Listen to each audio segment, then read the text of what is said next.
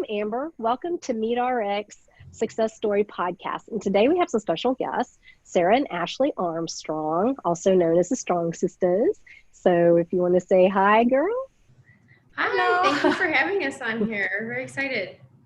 Thank you so much for agreeing to be on our podcast. I'm very excited to be able to talk to y'all. Okay, so let's get started. The first question we would like to know is, give us kind of an indication of what your health was like before you ever started carnivore, so we can kind of know what your background is. If you could just go through some various issues you were having, that would be great. Okay, yeah, so to give some context, we were definitely following a if it fits your macros, IIFYM, high carb diet approach for quite a few years. So probably from like 2014 through 2017. And sometimes that type of diet gets a negative stigma because people are using a lot of processed foods because they fit like Oreos and ice cream into their macros. We were not doing a processed foods approach to it. We were definitely doing a whole foods approach, very plant-based, if it fits your macros, what we thought was a nutrient-dense diet. So we were doing that for quite a long time. We were eating really high carb and like low fat. And over time, symptoms just started to develop and just started to build and build and build. And in about 2017, that's when our symptoms started to like really start to grow. So some of the things that I was dealing with, chronic constipation was definitely one thing. Chronic fatigue, brain fog. I was getting Raynaud's in my toes really badly. And then started to deal with like panic attacks and anxiety, which was manifesting as insomnia and, like I said, panic attacks. So those were definitely my main symptoms. So my symptoms were more on the surface level. So I would experience a lot of rashes on my skin and on my face particularly. So like eczema or the butterfly rash, which is commonly associated with lupus. I had very poor circulation in my hands and my feet and just my legs and my arms in general. So they would almost turn like purplish orange. And that is the original reason that I went to the doctor to get checked out, because I had just had enough of feeling like I wasn't even from this planet. Like I just felt crazy. And I dealt with the brain fog and the fatigue as well. Her anxiety, I also had a little bit of depression. So I was not the same person that I am now. I'd say that's the bulk of our symptoms. And, you know, you're told that, hey, these symptoms are normal. This is what's happening when you're aging. So at a certain point, you kind of just accept it. But then it just started to get worse and worse. And so like she said, she actually decided to go to a rheumatologist and get some blood work done. Yeah, so I went to my rheumatologist, or first I went to go get my blood work done. And then my doctor referred me to a rheumatologist because I had elevated ANA levels. I had elevated ANA as well. Yeah, and so that indicates that there's basically some sort of inflammation going wrong, some sort of autoimmune condition. And so I went to the rheumatologist and she did further tests and found my blood work was really aligning with having lupus, but I wasn't fully there yet to get the official diagnosis, but that's what my symptoms also started to show. And so basically my rheumatologist told me that hey, one day you are going to develop lupus. And at the time I was like 18. So I didn't even know what this meant. And I was like, okay. And she said, we'll just monitor your symptoms and eventually we'll treat it. But for now, here's some different prescriptions you can take to manage your symptoms. So basically she was giving me prescriptions to bandage what I was going through. And I'm very fortunate that my mom was there to say, no, you are not going to take these medications at such a young age, because she's always been into holistic health. So that kind of put us into our journey of figuring this out on our own. Well, that's really awesome. Thank you for sharing that. Okay, so how did y'all implement the diet? Like, what are y'all eating? How do you do it? Did you have any issues when you transitioned to carnivore? Yeah. Okay. So we got a long story there. So like she said, after visiting the doctor, we started to take our health into our own hands. So we started with fasting. And then from fasting, we would do like time restricted feeding and then some extended fasts. And then that kind of naturally led us to keto. So the whole state of being in ketosis. Yeah. Then fasting. When we were doing keto, we were very much plant-based keto people. And so we did that for a few months. And then finally, I was just fed up with my chronic constipation because it wasn't going away. And this is something I was dealing with since like I was 10 years old. It was common for me to go like 7, 8, 9 days without pooping. That my friend suggested I try out the carnivore diet. And so I did. And from the start, I did a very simple approach. So like meat, eggs, salt, and water. So like kind of what a lot of people do when they start. And I thought I was going to just do it for 30 days. Like, oh, I'll try 30 days, see how I feel. And it turns out while my pooping situation actually got worse in the beginning, I felt so many other positive effects from it that I decided to stick with it. So my first 21 days, I did not poop at all. So my constipation got like significantly worse. And I think that my body was just so confused because I was consuming fiber before and now it didn't have fiber. And so my poop experience got bad. But fast forward to now, my pooping is like totally fixed, which is awesome. And so I'm happy that I worked through that 21 days of no pooping. So we definitely took a simple approach when starting. Mine was a little different. So she like kind of dove in and just absolutely eliminated all vegetables. But the time in my life I was at, I was just slowly lowering my carbs. So I tapered into carnivore almost. And like the last thing I eliminated from my diet was bok choy. And bok choy is like a very low carb vegetable. So I was only eating about 10, 15 grams of total carbs per day. And then I eventually just took it all out. So I did a slower transition and I had a different poop story than her. Like she said, that was the biggest struggle in transitioning was digestion.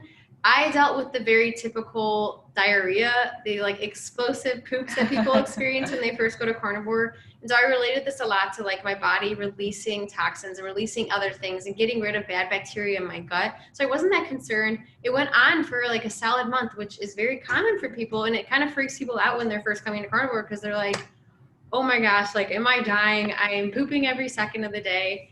And so I think it's interesting to see that like, we have had stool tests done in the past and we have very similar guts because we've eaten the same thing for like, we do a lot of things together. Yeah, we've eaten the same thing for so many years. And so when we got our stool test back, our like gut microbiomes were almost identical, yet we came to carnivore and had two completely different experiences with our digestion. So I think it just shows that everybody's going to respond differently. Yeah. But the common part of our stories is that in time it resolved.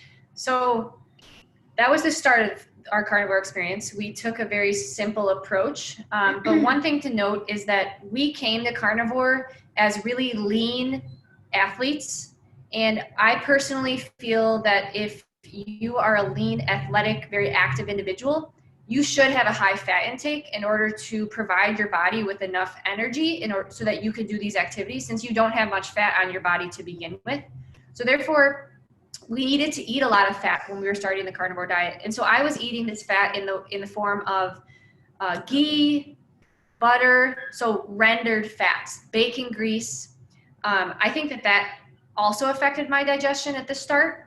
And as I transitioned to more raw animal fat sources, so raw beef suet, raw bone marrow, raw egg yolks, my digestion got better and better. And so if you are someone that is eating a high fat carnivore diet, we always suggest if you're having digestion issues, maybe prioritize these raw animal fat sources because for us, that really helped our digestion. And then so simple beef, eggs, and like butters but then transition to where we are now. We definitely take more of a nose to tail carnivore diet approach for a few reasons. One, I think that I feel like a superhero when I consume certain organs and those nutrients. In terms of like you feel more energized. Yeah. Superhero. Yeah. And what does that mean? Two, the nose to tail approach for us, it provides us with so many options. We're foodies at heart. And so when you take a nose to tail approach, the possibilities are endless with what you can make. And another reason we like to take the nose to tail approach is for sustainability reasons, because we don't like to let any of the animal go to waste. So our diet has definitely transformed from like a simple approach to now like any part of the animal, any animal is fair game. We will eat it. I think the last reason you missed is it's very budget friendly. For sure. So at the start when we were just eating meat and eggs and we care about the quality of our food. So that was really racking up our grocery bill, which coming from vegetables, honestly, wasn't that big of a switch because we were eating like organic vegetables, which are very expensive. Yeah. And So what we've been able to do by eating a more nose-to-tail approach is significantly reduce our grocery bill, which has been really nice. For sure. I love that. Thank you so much. That is so awesome. And I love the whole theory behind the nose to tail. I love that. My family are hunters, so I totally appreciate that. I wish I could do that, but it just doesn't work for me. But that is awesome. Okay, so now the fun part. Let's hear about how your health has changed, the issues that you talked about in question 1. If you could kind of elaborate and let us know how things have changed since implementing carnivore. Yeah, so I think the thing that I'm most excited about is my constipation is finally fixed. Like, I've dealt with chronic constipation for so long, and now I poop once every 2 days or so. And I think something to keep in mind is when you're on a carnivore diet, you have significantly less waste. Your body is using most of the nutrients that you're consuming. So therefore, you're going to poop less than what you did before on average. But my pooping regularity and like the quality of my poops, excellent. So let's start with digestion. Yeah, digestion significantly improved. Less bloat, no farts, team no farts. It's so weird. Yeah. Oh my gosh, like I thought farting was like all the time, every day. Like I'm pooping out broccoli out my butt. But like I don't fart anymore. It's crazy. It's great. Neither do our dogs, who are raw carnivore diet too. Another thing, and sort of aligned with digestion, is breath.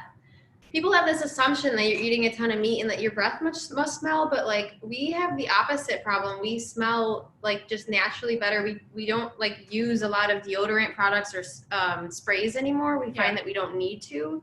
It's sort of related. Yeah. Like she was saying, bloating significantly reduced. We have pictures that we've posted in the past in like certain health story videos where it almost looked like we were like 9 months pregnant. We were that distended on a vegetable diet. And that was a normal thing for us almost every single day. So yeah, we don't deal with that anymore. We actually got an x-ray once that showed, this was when we were back plant-based. It showed we had poop up into, like the x-ray showed we had poop up into like our chest. Yeah. It's backed up that much. I none of that anymore. I went to the emergency room because I thought that I had like appendicitis or some sort of huge stomach pain, but they were like, nope, you just have poop stocked up to here. Yeah. So that's the digestion story. Yeah. Significantly improved. In terms of like surface level things like my skin, I don't have any rashes on my face anymore. I don't deal with acne. I don't even get the occasional zit, which we're told is like normal hormonally, which to some level, yes. But for somebody who like does good facial hygiene, I shouldn't have been getting them as often as I was, and I don't deal with them anymore, which shows how food related it is. Yeah. I don't have I don't have the poor circulation in my arms and my legs. I am naturally pale, and that's all I am anymore, not like purple. Yes, you are naturally pale, but our sun tolerance. Yeah, improved sun tolerance is another thing. Yeah. We went this whole past summer. So in the past, I would go out in the sun, and if you have an autoimmune condition, you've probably heard the phrase like the sun is your enemy, which it's because what they're saying is like, oh, the sun will cause extra inflammation on your body, so you want to avoid it. But that could lead to a whole lot of other nutrient deficiencies and just problems in general. So I went this entire past summer, my first summer fully carnivore, and I didn't get sunburned once. I did not wear sunscreen. Granted, I wasn't like baking in the sun, but in the past I would go out in the sun and like instantly I would turn into a tomato. So that just shows kind of like how much better my skin tolerates all of the different things in the environment. Yeah. And keto, honestly, going to keto fixed a lot of like the brain fog, but I've really noticed increased sharpness. I feel like I'm smarter than I was a few months ago. That's probably not the case. I think I'm just able to focus more. I think like the best way to describe this is it's 3:00 in the afternoon when we're doing this interview. We haven't had any coffee or anything. Oh, I haven't absolutely. taken a nap, and I feel like I could talk for hours. Absolutely. So I agree. Like it's just kind of this all day long sustained energy that wasn't there in the past. Yeah. And I'm a much better sleeper. I don't deal with insomnia and my panic. I don't think I've had a panic attack in I'm sure that was highly correlated to the gut. Over a year. Yeah, highly correlated to inflammation and gut issues. So those are two awesome things that are not a part of my life anymore. In terms of mental health, I am a significantly happier person. I don't know how you can put this into like a clear like resolution of any sort of issue, but I don't go through phases of like feeling doomed or helpless, like what you experience when you're depressed. My overall mood every single day is stable. I'm a much happier person naturally. I'm sure a lot of it has to do with like feeling in control of my health finally, and that I feel on the right path for myself. But at the same time, another huge thing, this is related to mental health. I could talk about this for hours, is I used to struggle with an eating disorder back in high school when I was 14. I'm 23 now, so this was a long time ago, granted. But even though I stopped struggling with bulimia and anorexia before I came to carnivore, so like long before I came to carnivore, I still had a very poor body image, which I relate to somebody having disordered eating. If you are going through your day and letting your food choices be dictated about how you feel about yourself, there's something going wrong in your mind. Coming to carnivore, I have completely eliminated any sort of bad mental thoughts going through my head about my body and about my diet, and I correlate it largely to because I'm no longer fearing what a certain food is going to do to me symptom-wise. So I'm no longer fearing that I'm going to be super bloated from eating this and like I'm going to somehow confuse that bloat with being fat.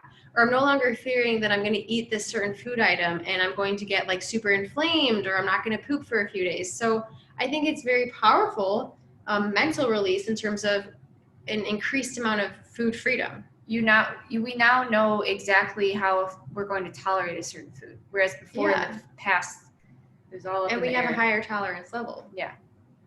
I feel like there's more. I feel like we're missing something. Honestly, I think that's the list. And another huge thing is like it gave us access to this incredible carnivore community. It's literally amazing. Everyone in this community is so amazing, and I think that's not talked about enough. But like the woman we're having a conversation with right now is a friend of ours. Yeah, so that's awesome. So we could go on for hours.